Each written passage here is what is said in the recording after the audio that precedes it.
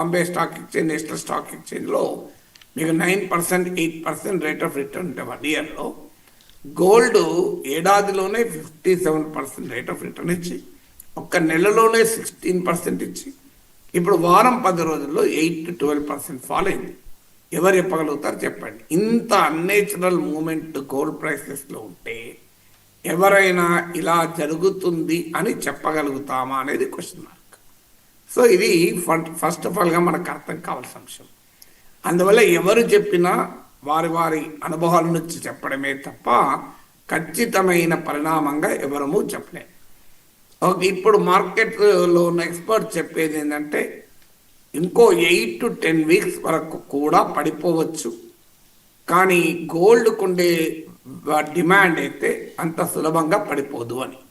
అందులో ఇండియాలో అయితే డబుల్ ధమాక, డాలర్తో పోలిస్తే రూపీ పతనం అవుతోంది, దానివల్ల గోల్డ్ ప్రైస్ పెరుగుతుంది. అంతర్జాతీయ మార్కెట్లో కూడా గోల్డ్ ప్రైసెస్ పెరుగుతున్నాయి. ఇంత పెరిగినా డిమాండ్ ఏమైనా తగ్గుతుందా అంటే అది లేదు. ఈ ఫెస్టివ్ సీజన్లో మీరు తీసుకుంటే ఆగస్ట్ మంత్లో, I'm again coating Forbes India figures, August మంత్లో $5.44 బిలియన్ విలువైనటువంటి గోల్డ్ ఇండియా ఇంపోర్ట్ చేసుకుంది. ఇప్పుడు ఇది $9.6 బిలియన్ చేరుకుంది సెప్టెంబర్ మాసంలో అనేది లెక్కలు.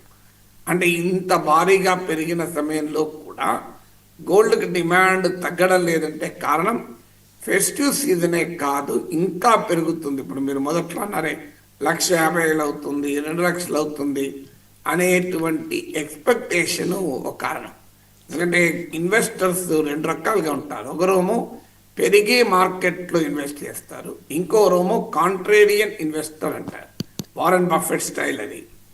కాంట్రేరియన్ ఇన్వెస్టర్ ఏమో when the price is low they invest, when the price is high they sell. So అందువల్ల 2 రకాల ఫోర్సెస్ గోల్డ్ పైన పనిచేస్తాయి. ఇప్పుడు మరి ఎందుకు ఈ రకంగా పెరుగుతుంది అన్నదానికి మనం ఇండికేషన్ తీసుకుంటే ముఖ్యమైన కారణం డీడాలరైజేషన్ అనే పరిణామం. డీడాలరైజేషన్ రేపు పొద్దున కాకపోవచ్చు, అది ఎన్నేళ్ళు పడుతుందని ఎవరమూ చెప్పలేము. ఇప్పటికీ ఇంటర్నేషనల్ ట్రేడ్ పైన, గ్లోబల్ ఫారిన్ ఎక్స్చేంజ్ రిజర్వ్స్ పైన, ఇంటర్నేషనల్ ఇన్వెస్ట్మెంట్ ప్యాటర్న్స్ పైన డాలర్కు తిరుగులేని ఆధిపత్యం ఉన్నప్పటికీ still a trend is towards distancing from dollar. అంటే డీడాలరైజేషన్ అనేది పెద్ద పదమే కావచ్చు, కానీ టువర్డ్స్ డీడాలరైజేషన్ అయితే ట్రెండ్ ఉంది.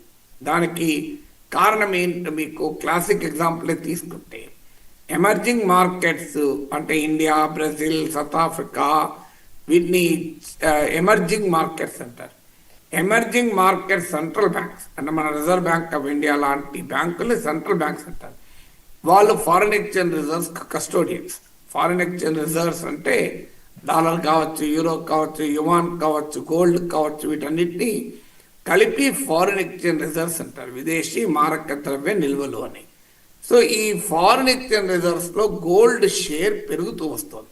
ఇప్పుడు ఎమర్జింగ్ మార్కెట్స్లోనైతే ఒక దశాబ్దం క్రితం 4% అరౌండ్ ఉంటే ఇప్పుడు అది కాస్త 9% చేరింది ఎవరేజ్.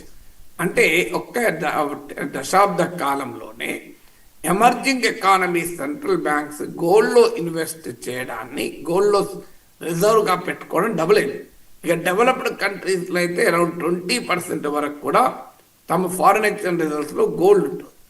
సో ఈ ట్రెండ్కు కారణము డాలర్ పైన కాన్ఫిడెన్స్ పోవడము, అమెరికన్ ఎకానమీ పైన విశ్వాసం సన్నగిల్లడము, అలాగే డాలర్ను అమెరికా వెపనైజ్ చేసుకోవడము, ప్రపంచంలో మల్టీపోలారిటీ ట్రెండ్ పెరగడము, ఈ ఫ్యాక్టర్స్ అన్నీ కారణం. ఈ ట్రెండ్ ఉన్నంత కాలం గోల్డ్కు డిమాండ్ ఉంటుంది. అది ఎప్పటి వరకు ఉంటుంది? 2026లో ఉంటుందా, 27లో ఉంటుందా, 26లో తగ్గి 28లో పెరుగుతుందా? నేను కాదు, ఎవరు చెప్పలేరు.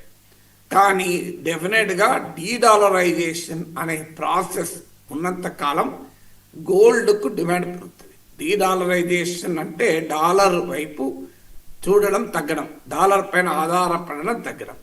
ఎందుకంటే ఇప్పటికే నేను ఇంతకుముందు కూడా మాట్లాడాను, చైనా డాలర్తో పోరాడుతూ యువాన్ను ఇంటర్నేషనలైజ్ చేసే ప్రయత్నాలు చేస్తోంది అని.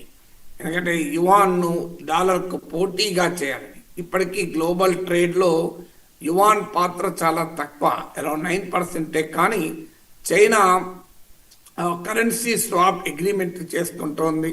తాజాగా సౌత్ కొరియాతో కరెన్సీ అగ్రిమెంట్, స్వాప్ అగ్రిమెంట్ అంటే యువాన్లను బ్యాంకులు ఎక్స్చేంజ్ చేసుకునే విధానాన్ని, యువాన్లలో ట్రేడ్ అగ్రిమెంట్స్ సౌదీ అరేబియా లాంటి దేశాలతో కుదుర్చుకుంది. ఈ రెండు కూడా అమెరికా మిత్ర దేశాలు. అలాగే డెట్ అప్పులు ఇస్తున్నది మీకు యువాన్లలో. మీకు ఇది అనేక కంట్రీస్, శ్రీలంక ఇలా చాలా కంట్రీస్ మీకు యువాన్లలో అప్పులు తీసుకుంటున్నాయి.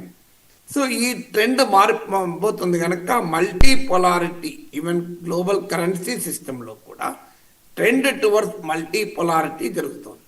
అంటే దీని ప్రభావము మీకు అనివార్యంగా డాలర్ యొక్క షైన్, డాలర్ యొక్క వాల్యూ, డిమాండ్ కంపారిటివ్లీ తగ్గుతూ ఉంటుంది. అది ఎంత తగ్గుతుంది అనేది ఎవరమో చెప్పలేము. డాలర్ సుప్రమసీకి ఎలాంటి డోకా లేదు. సమీప భవిష్యత్తులో కూడా అమెరికన్ డాలర్ సుప్రమసీకి ఏ రకమైన ప్రమాదము లేదు, సవాల్ కూడా లేదు. బట్ స్టిల్ డాలర్ నుంచి డైవర్సిఫై కావాలి. డాలర్ను డిజోన్ చేసుకోవడం లేదు, డాలర్ ఏదో వదిలేయడం లేదు. అందుకే డీడాలరైజేషన్ అనేది కరెక్ట్ పదం కాదు. Diversifying away from dollar. Dedollarisation 2 రకాలుగా ఉంటాయి. డాలర్ను డిజోన్ చేసుకోవడం డీడాలరైజేషన్ కావచ్చు. కానీ ఇప్పుడు జరుగుతున్నది డీడాలరైజేషన్కు ఉండేటువంటి రెండవ క్యారెక్టర్. అంటే డాలర్ను డిజోన్ చేసుకునే డీడాలరేషన్ కాదు ఇది. డాలర్తో పాటు ఇతర రూపాల్లో కూడా, అది యువాన్ లాంటి కరెన్సీలు కావచ్చు, అది గోల్డ్ లాంటి ప్రెషస్ మెటల్స్ కావచ్చు, వాటిలోకి డైవర్సిఫై అవుతున్నారు. ఇది గ్లోబల్ ట్రేడ్ డైవర్సిఫై అవుతుంది, గ్లోబల్ రిజర్వ్ డైవర్సిఫై అవుతుంది. ఈ diversification of away from dollar ఇప్పుడు జరుగుతున్న పరిణామం. ఇది స్ట్రక్చరల్ క్యారెక్టర్. గ్లోబల్ ఎకానమీలో, గ్లోబల్ పాలిటిక్స్లోనే this diversification is taking place. మీరు ప్రపంచంలో ఉండే మిలిటరీ అలయన్సెస్ చూడండి, పొలిటికల్ అలయన్సెస్ చూడండి, ఎకనామిక్ అలయన్సెస్ చూడండి, అన్నిట్లో మీకు ఇది కనబడుతుంది. There is a structural global shift towards multipolarity. అది జరిగినప్పుడు డైవర్సిఫైయింగ్ అవే ఫ్రమ్ డాలర్ అనేది అనివార్య పరిణామం. అది జరుగుతున్నంత కాలం గోల్డ్కు డిమాండ్ ఉంటుంది. అయితే ఈలోగా కరెక్షన్స్ ఉంటాయి, ఈలోగా ధరలు పడిపోతుంటాయి, పెరుగుతుంటాయి. అందుకే నేను చాలాసార్లు చెప్పింది, మీరు బంగారం కొని 10 ఏళ్ళకో 20 ఏళ్ళకో కావాలనుకుంటే ఖచ్చితంగా గోల్డ్ ఈజ్ బెటర్ ఇన్వెస్ట్మెంట్ అవుతుంది. కానీ మీకు ఎప్పుడు అవసరం, ఇమీడియట్గా అవసరము అనుకుంటే ఎవరూ చెప్పలేండి. 2025లో ఏమవుతుంది, 26లో ఏమవుతుంది, 27లో ఏమవుతుంది అనేది ఎవరూ చెప్పలేరు. కానీ 2025లో నేను గోల్డ్ కొంటాను, 2035కు నాకు అవసరం ఉండొచ్చు అనుకున్నాను అనుకోండి, మీకు అనుమానం లేదు, గోల్డ్ ఖచ్చితంగా ఏదో సమయంలో పెరుగుతుంది. ఎందుకంటే the structural shift of economy and polity is diversifying from dollar కనుక. సో ఈ ట్రెండ్ మనం అర్థం చేసుకుంటే మీకు అనివార్యంగా గోల్డ్కి ఎందుకు డిమాండ్ పెరుగుతుందని అర్థమవుతుంది. ఇక జియో పొలిటికల్ టెన్షన్స్ ఉన్నప్పుడు, జియో ఎకనామిక్ ప్రెషర్స్ ఉన్నప్పుడు, ఇన్ఫ్లేషన్ ఫియర్స్ ఎక్కువ ఉన్నప్పుడు, అమెరికాలో వడ్డీ రేట్లు తక్కువ ఉన్నప్పుడు, ఇలాంటి అనేక సందర్భాల్లో గోల్డ్కు డిమాండ్ పెరుగుతూ ఉంటుంది. సో అవి ఎకానమీలో మార్పులు చేర్పులు జరుగుతూ ఉంటాయి. కానీ ఇప్పుడు ప్రజెంట్గా గోల్డ్ డిమాండ్ డిసైడ్ చేస్తున్నది డాలర్కు ఉండేటువంటి విలువ. అందువల్ల డెఫినెట్గా లాంగ్ టర్మ్ వ్యూలో చూస్తే గోల్డ్ స్టిల్ రిమైన్స్ అట్రాక్టివ్.